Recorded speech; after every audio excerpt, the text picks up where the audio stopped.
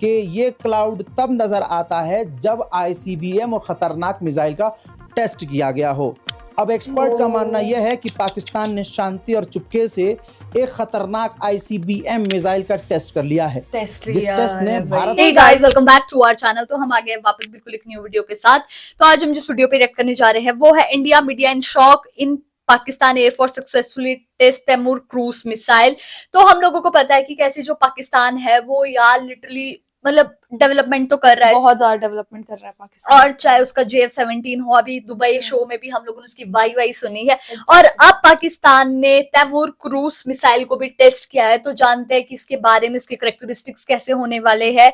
तो देखते हैं कि वीडियो कैसे होती है। सो फिर आप भी देखिए, हम भी देखते हैं। Let's start play. फिक्र का माहौल है, if I may use that word, क्योंकि पाकिस्तान जिस स्पीड से अपने नए मिसाइलों पर काम कर रहा है वो कोई मामूली बात नहीं।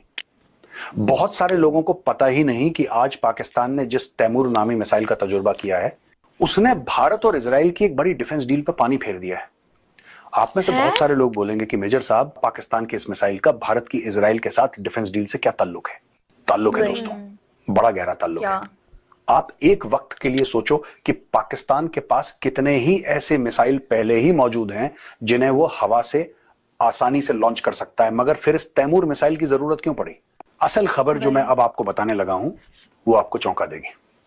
2024 में भारत और इजराइल के दरमियान एक डिफेंस डील साइन हुई, जिसके बाद इजराइल ने 2027 तक भारत को एक ऐसा सिस्टम देना है जो दुश्मन की जानब से हवा से लॉन्च किए गए किसी भी क्रूज मिसाइल या हथियार को नाकारा बना सकता है। तभी से पाकिस्तान एक ऐसे मिसाइल पर काम शुरू कर दिया जिसे जैम कर पाना तकरीबन नामुमकिन है। तैमूर ऐसा ही मिसाइल है। इसके अंदर एक ऐसा सिस्टम मौजूद है कि इसे जैम कर पाना तकरीबन नामुमकिन है। इसलिए मैं कहता हूं कि दुश्मन जब आपसे एक कदम आगे की सोचने शुरू कर दे तो फिक्रमंद होना बनता है। मान को चीरती हुई ऐसी मिसाइलें जो आवाज़ से कई गुना ज़्यादा रफ्तार रखती हों, जिन्हें रोकना आज के जदीद तरीन दिफाई निज़ाम के लिए भी एक डरावना ख्वाब बन चुका हो। अब सवाल ये है कि क्या पाकिस्तान खामोशी से इस हाइपरसोनिक असलहा की दौड़ में दाखिल हो चुका है, और अगर ऐसा है तो जनूबी एशिया की ताकत का तवाज़न हमेशा के लिए कैसे बदल सकता है? ये बात शुरू होती है एक ऐसी आलमी दौड़ से जिसमें अमेरिका, चीन और रूस पहले ही बहुत आगे निकल चुके हैं। हाइपरसोनिक हथियार वो मिसाइल होते हैं जो मैक 5 यानी आवाज़ से 5 गुना ज़्यादा रफ्तार से सफ़र करते हैं, रास्ते में अपना ट्रैक बदल सकते हैं और मौजूदा मिसाइल डिफेंस शील्ड्स के लिए तकरीबन नाकाबिले गिरफ्त होते हैं। ये हथियार अपनी इंतहाई तेज़ रफ्तारी, कम बुलंदी पर परवाज़ और रास्ता बदलने की सलाहियत की वजह से रवायती दिफाई निज़ाम को बड़ी आसानी से चकमा देने की सलाहियत रखते हैं। पाकिस्तान एयरफोर्स ने तैमूर क्रूज मिसाइल का कामयाब तजुर्बा आज अल सुबह कंडक्ट कर लिया है। तैमूर एक स्टेल्थ क्रूज मिसाइल है जो खास तौर पर जमीनी और समुद्री आदाफ को निशाना बनाने के लिए तैयार किया गया है।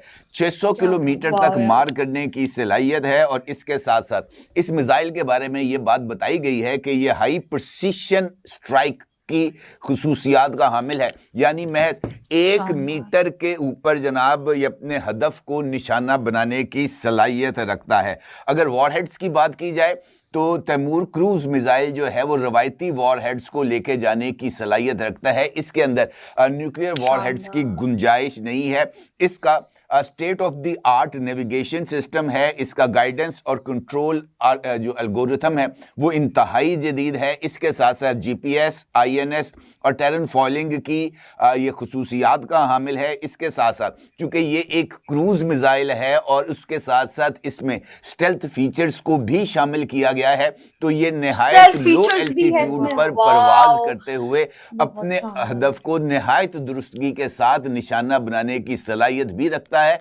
और हर तरह के रडार्स और मिसाइल डिफेंस सिस्टम को चकमा देने की सलाहियत का हामिल भी है। अगर मैं इसकी स्ट्रेटेजिक अहमियत की बात करूं तो बताया गया है कि ये एक ऐसा डेटरेंस है जो एटमी हथियार के ना रखने के बावजूद भी निहायत मौसर है दुश्मन के खिलाफ, क्योंकि इसकी मौजूदगी में दुश्मन के अहम स्ट्रेटेजिक आदाफ भी अब महफूज नहीं है।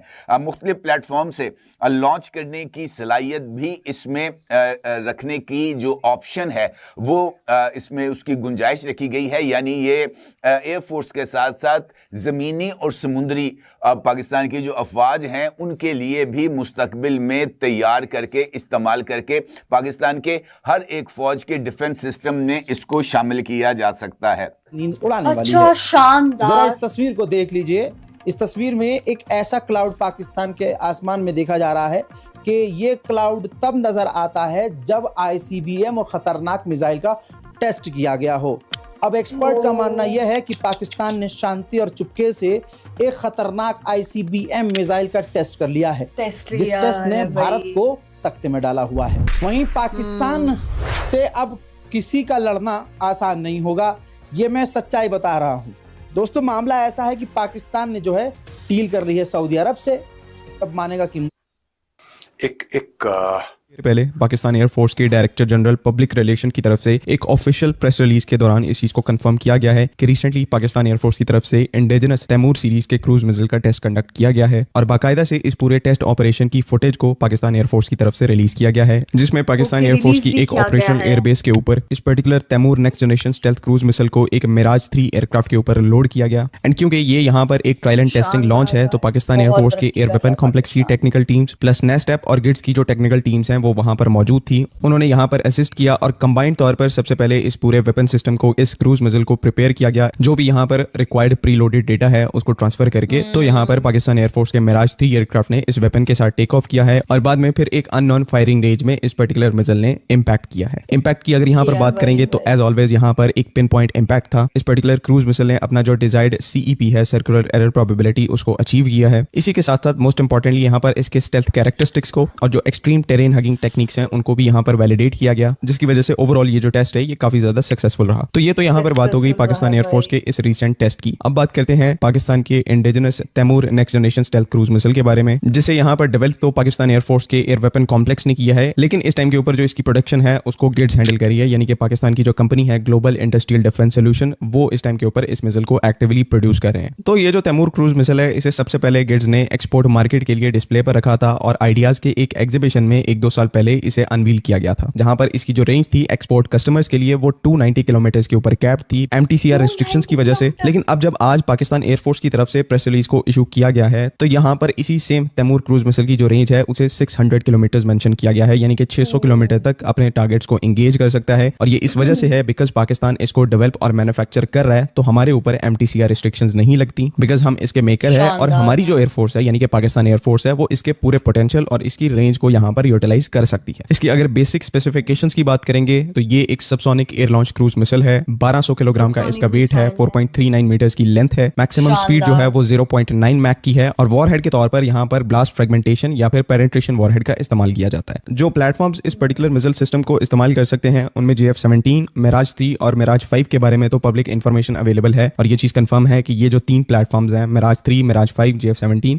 ये तैमूर क्रूज मिसाइल को यहाँ पर डिप्लॉय कर सकते हैं। लेकिन कुछ एडिशनल रिपोर्ट्स भी यहाँ पर इंडिकेट करती हैं कि पाकिस्तान एयरफोर्स की तरफ से J-10C एयरक्राफ्ट के साथ भी इसी क्रूज मिसाइल को इस्तेमाल किया जाएगा इन फ्यूचर, लेकिन इस रिपोर्ट की हमारे पास अभी विजुअल कंफर्मेशन आना बाकी है। बाकी यहाँ पर एक और इंटरेस्टिंग चीज इस तैमूर क्रूज मिसाइल से रिलेटेड ये है कि यह पाकिस्तान का एक न्यूक्लियर स्ट्राइक रोल के ऊपर मौजूद जो स्टेल्थ क्रूज मिसाइल है राद 2 के नाम से, उसका एक कन्वेंशनल वेरिएंट है। मींस कि जो राद 2 एयर लॉन्च क्रूज मिसाइल है उसमें आपके पास कन्वेंशनल और न्यूक्लियर वॉरहेड का ऑप्शन है, लेकिन जो तैमूर है इसमें सिर्फ आप कन्वेंशनल पेलोड कैरी कर सकते हैं बिकॉज ये कन्वेंशनल वॉर के लिए बनाया गया है। तो ऑन पेपर तो दोनों क्रूज मिसाइल्स बिल्कुल सेम है, लेकिन इनके जो रोल्स हैं उनको काफी ज्यादा डिफरेंशिएट किया गया है, उनमें एक बहुत बड़ा डिफरेंस है। एंड इन सब में से तैमूर क्रूज मिसाइल इस वजह से इंपॉर्टेंट है बिकॉज इसको पाकिस्तान एयरफोर्स यहाँ पर एक बहुत बड़े नंबर में डिप्लॉय करने वाली है। F-16 एयरक्राफ्ट को छोड़कर तकरीबन हर प्लेटफॉर्म पाकिस्तान एयरफोर्स का फ्यूचर में इस स्टेल्थ क्रूज मिसाइल को कैरी करने का केपेबल होगा और एसेंशियली यहाँ पर हमें एक रूम प्रोवाइड करेगा कि ऐसे हम अपने top of the line weapons को कन्वेंशनल वॉर्स के अंदर या फिर स्कर्मिशेस के अंदर यूज कर पाए। ये पर्टिकुलर एस्पेक्ट भी तैमूर स्टेल्थ क्रूज मिसाइल का काफी ज्यादा इंपॉर्टेंट है। बाकी क्योंकि नाम से यहाँ पर जाहिर होता होता है कि एक बहुत ही ज्यादा स्टेल्थ क्रूज मिसाइल है, इवन दो सबसोनिक है, लेकिन ये अपने इस डिसएडवांटेज को इस तरह से एडवांटेज के अंदर कन्वर्ट करता है कि बेसिकली ये एक बहुत ही ज्यादा स्टेल्थी क्रूज मिसाइल है। ना सिर्फ यहाँ पर जो डिजाइन है वो स्टेल्थी है, बल्कि इसमें कंपोजिट मटेरियल्स का इस्तेमाल किया गया है, उसके ऊपर रैम कोटिंग की गई है रेडार अब्जॉर्बिंग मटेरियल की, जिसकी वजह से इसका जो प्रेडिक्टेबल आरसीएस है, रेडार क्रॉस सेक्शन, वो बहुत ही ज्यादा कम है। और ऊपर से ये यहाँ पर एक्सट्रीम टेरेन हगिंग टेक्निक्स को इस्तेमाल करता है, जिसकी वजह से इसे इंटरसेप्ट करना उतना ही ज्यादा मुश्किल है जिस तरह से बाकी जो स्टेल्थ क्रूज मिसाइल्स हैं, फॉर एग्जांपल यूके और फ्रांस का जो स्टॉर्म शैडो है, वो भी यहाँ पर एक स्टेल्थ क्रूज मिसाइल है। और अगर इन्हीं स्टेल्थ क्रूज मिसाइल्स को बड़े नंबर में आप फायर करते हैं तो इनको इंटरसेप्ट करना तकरीबन इम्पॉसिबल है। इवन दो यहाँ पर जो स्टॉर्म शैडो क्रूज मिसाइल है उसके कंपैरिजन में तैमूर क्रूज मिसाइल जो है वो आपको ज्यादा रेंज प्रोवाइड करता है। उसके बाद साइज में छोटा है, तो अगेन आरसीएस भी छोटा है स्टॉर्म शैडो के कंपैरिजन में। और इसके अलावा भी तैमूर क्रूज मिसाइल की खास बात यहाँ पर यह है कि नेविगेशन के तौर पर ये ना सिर्फ आईएनएस और जीपीएस को इस्तेमाल करता है, बल्कि ये एक्सट्रीम जीपीएस जैम्ड एनवायरनमेंट में टीआरएन यानी कि टेरेन रेफरेंस नेविगेशन का इस्तेमाल करता है, जो कि basically intense GPS jamming environment के अंदर भी काम करती है। एंड इवन इन सब के बाद यहाँ पर एक इमेजिंग इंफ्रारेड सीकर भी नोज में दिया गया है, जो टर्मिनल फेज में यहाँ पर ओपन अप होता है। और